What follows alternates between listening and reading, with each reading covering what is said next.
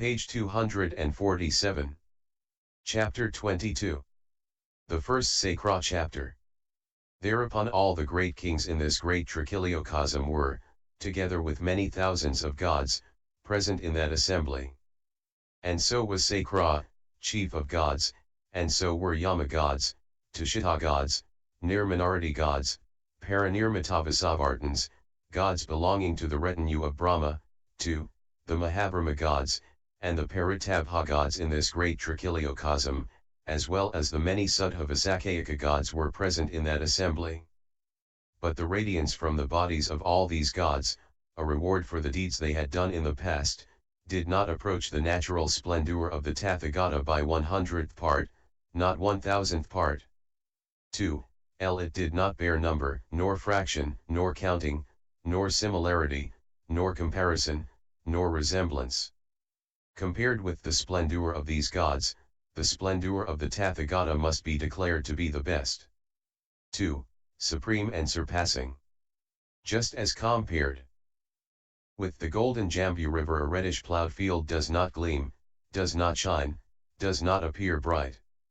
Just so compared with the Tathagata's natural splendor, the splendor of those gods, a reward for the deeds they had done in the past, did not gleam, did not shine, did not appear bright, but the Tathagata's splendor must be declared to be the best. Sacra, all these gods of this great trichiliocosm, Venerable Subhuti, have assembled here in order to hear from the Venerable Subhuti an explanation of perfect wisdom, because they want to hear his exposition of the perfection of wisdom.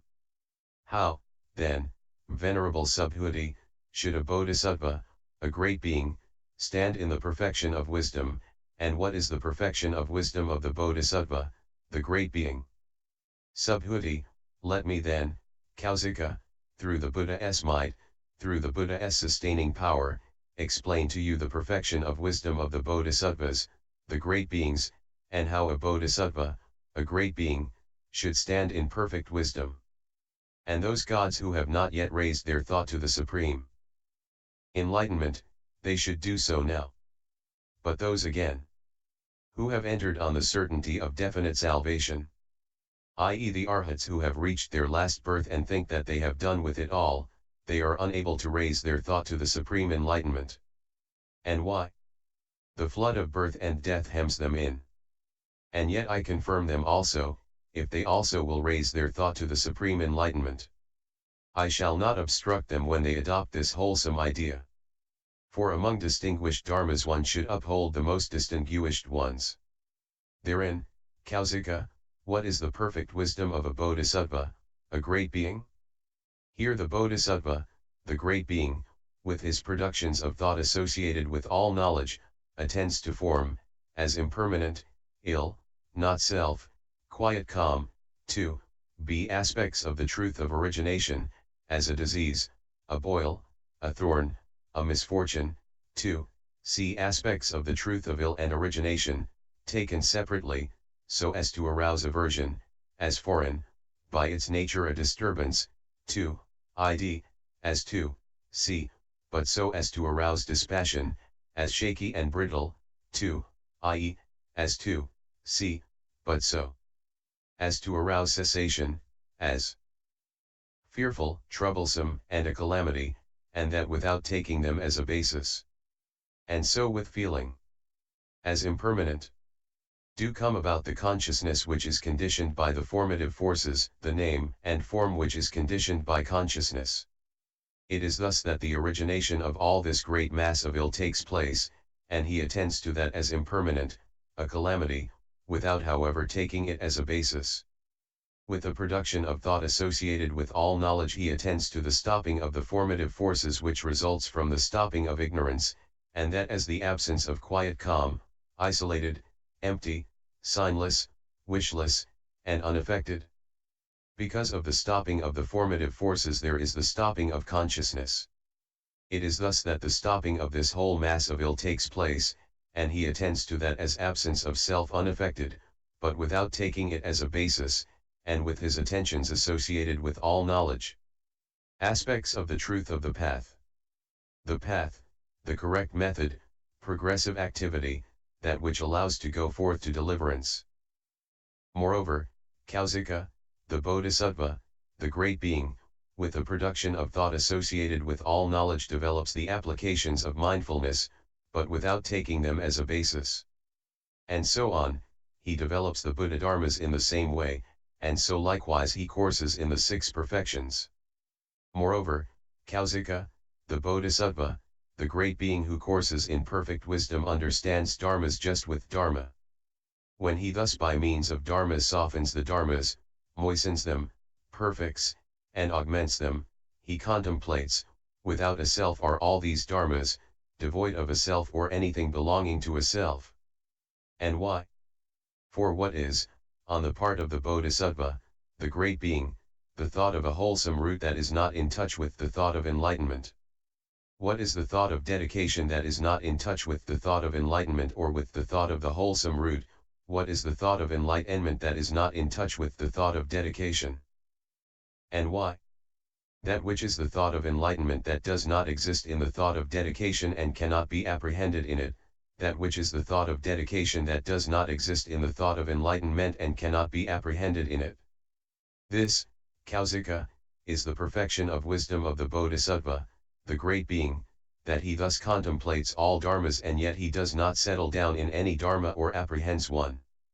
Sacra, how, Venerable Subhuti, is the thought of dedication not in touch with the thought of enlightenment? How is the thought of enlightenment not in touch with the thought of dedication? And how does in the thought of dedication the thought of enlightenment not exist, and cannot be apprehended in it? How does in the thought of enlightenment the thought of dedication not exist, and cannot be apprehended in it? Subhuti, what is the thought of dedication, or, of turning over, that is no thought? What is the thought of enlightenment, that is no thought? For no thoughtness is not turned over into no thoughtness. Thus what is no thought, that is unthinkable, and what is unthinkable, that is no thought, and therefore no thoughtness is not turned over into no thoughtness. This is the perfection of wisdom of the Bodhisattva, the great being. The Lord, well said, Subhuti, well said by you, Subhuti, you who expound the perfection of wisdom to the Bodhisattvas, the great beings, and encourage them. Subhuti, grateful should I be, O Lord, not ungrateful. For the Lord, in the past, when he coursed in the course of a Bodhisattva, has in the presence of the Tathagatas of the past been instructed and admonished in the 6 perfections by the disciples, they have been shown to him, he has been initiated into them, made to rejoice at them, has been encouraged by them, introduced to them, established in them, and in consequence the Lord has, after he had definitely become a Bodhisattva, trained in the 6 perfections and fully known the supreme enlightenment. Just so, O Lord, we also should instruct and admonish the Bodhisattvas, the great beings, in the 6 perfections, should show them to them, encourage and impel them, make them rejoice in them, introduce them to them and establish them in them. And by us also instructed and admonished, the Bodhisattvas, the great beings, will fully know the supreme enlightenment. Subhuti then said to Sacra, therefore then, Kausika, listen and attend well. I will teach you how a Bodhisattva should stand in perfect wisdom, i.e. how he should not stand in it. Form is empty of form, feeling. The Bodhisattva is empty of the Bodhisattva. It is thus that the emptiness of form, and the emptiness of feelings, perception, impulses and consciousness, and the emptiness of the Bodhisattva are not two nor divided. It is thus that the Bodhisattva, the great being, should stand in perfect wisdom. Moreover, the eye is empty of the eye, the ear. It is thus that the emptiness of the eye, 2, the emptiness of the Bodhisattva are not two nor divided. It is thus that the Bodhisattva, the great being should stand in perfect wisdom. And so for the physical elements, the links, the perfections, the kinds of emptiness, the applications of mindfulness. Moreover, concentration is empty of concentration, the dharni doors are empty of the dharni doors, the Bodhisattva is empty of the Bodhisattva. It is thus that. Moreover, the disciple vehicle is empty of the disciple vehicle. Sacra, how then, Venerable Subhuti, should the Bodhisattva, the great being, stand in perfect wisdom? Subhuti, here the Bodhisattva should not stand in forms, in feeling. By way of making nothing into a basis. He should not stand in the eye, inside objects, inside consciousness, inside contact, nor in the feeling born from sight contact, and so for the ear. 2. The Buddha Dharmas. He should not stand in the fruit of a stream winner.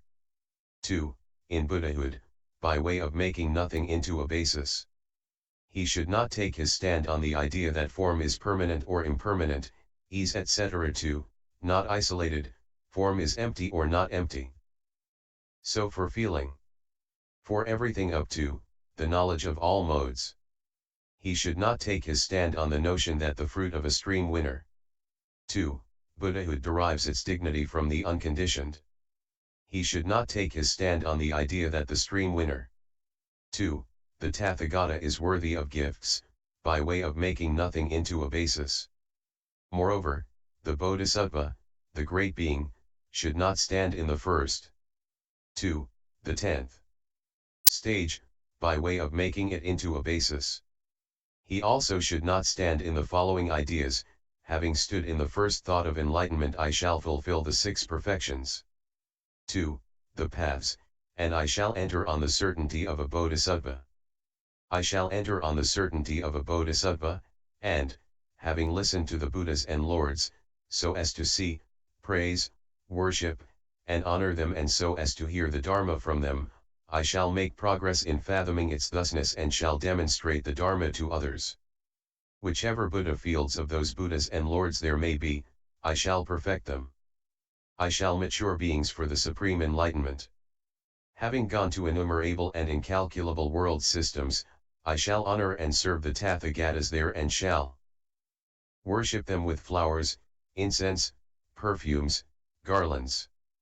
Countless beings I shall establish in the supreme enlightenment. The 5 eyes I shall produce. The fleshly eye. 2. The Buddha eye I shall produce. All concentrations I shall perfect. I shall play with whichever concentration I may desire. All Dharni doors I shall perfect. The unlimited, the trances, the formless attainments I shall accomplish. The 10 powers of a Tathagata I shall accomplish. 2. The 18 special dharmas of a Buddha, the great friendliness, the great compassion. The 32 marks of a Superman I shall accomplish in my body. The 80 subsidiary marks I shall accomplish. He should not stand in the idea of faith follower, Dharma follower, the 8th lowest saint, or that the stream winner will be reborn 7 times at the most, or of those who are reborn respectively in the families of gods or men, or of those who proceed with a single interval.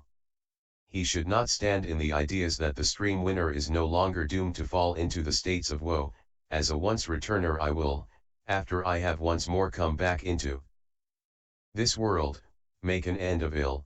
The never returner has progressed to the realization of the fruit of a never returner, the Arhat has progressed to the realization of the fruit of an Arhat. He should not stand in the idea of a Pratyeka Buddha. He should not stand in the idea that as a Bodhisattva, having transcended the level of the discus please and the level of the Pratyeka Buddhas, I shall stand on the level of a Bodhisattva. He should not stand in the cognition of the knowledge of the paths, by not making it into a basis. He should not stand in the idea that having fully known all dharmas in all their modes, having made an end of all defilements and the residues relating to them, I will, having as a Tathagata fully known the supreme enlightenment, turn the will of Dharma. Having done a Buddha's work, I shall lead countless beings to nirvana, also therein he should not stand.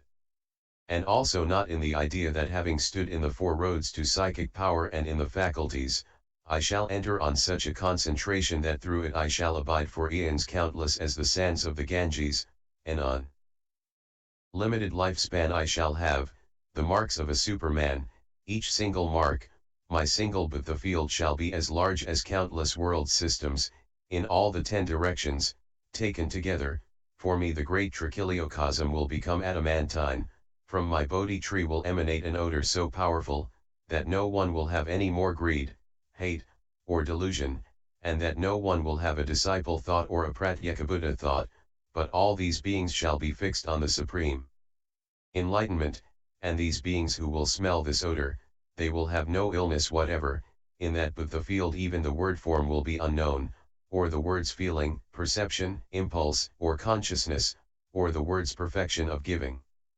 2. Applications of mindfulness. It is thus, Kausika, that the Bodhisattva, the great being, should not stand in the perfection of wisdom, by making it into a basis. Thereupon the Venerable Sariputra thought to himself, how then should the Bodhisattva, the great being, stand in perfect wisdom?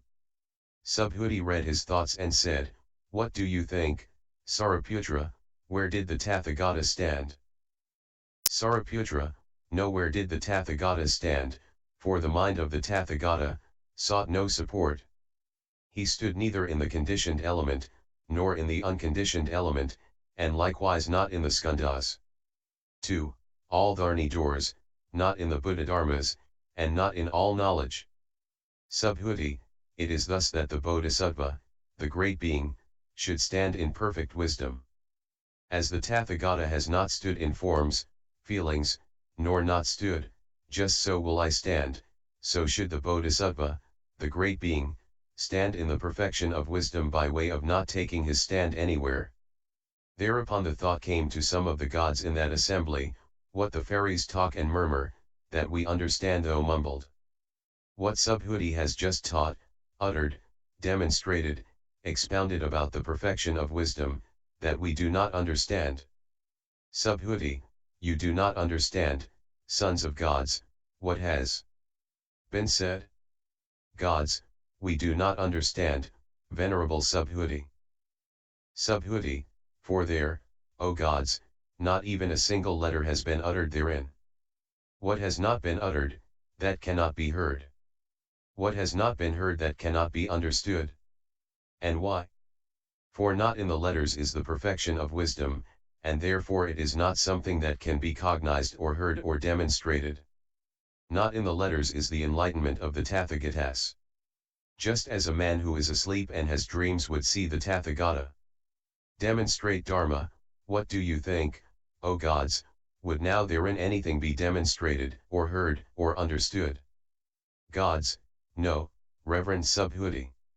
Subhuti, just so, O gods, all dharmas are like a dream, and therein nothing is heard by anyone, or demonstrated, or understood. Just, O gods, as if there were two men who stood in a valley between mountains, and who would shout words in praise of the Buddha, or the Dharma, or the Sangha, if from that there would issue the sound of an echo, what do you think, sons of gods, would now through that echo a second echo sound be instructed? Gods, no, Reverend Subhuti. Subhuti, just so, O gods, all dharmas are like an echo, therein nothing is seen, or heard, or discerned. Just as clever magician or magician's apprentice would at the crossroads conjure up the Tathagata, and also the four assemblies, and, that Tathagata, would teach the four conjured up assemblies Dharma, what do you think, O gods, would now thereby be anything be taught, or heard, or discerned? Gods, no, Reverend Subhuti. Subhuti, just so, O gods, all dharmas are like a magical illusion, and nothing is therein demonstrated or discerned. Thereupon those gods thought to themselves, may the holy Subhuti enlarge on the perfection of wisdom. For what he demonstrates that is deeper than the deep, subtler than the subtle. Pratyekabuddhas. Subhuti, for form is neither deep nor subtle, nor is feeling. And why?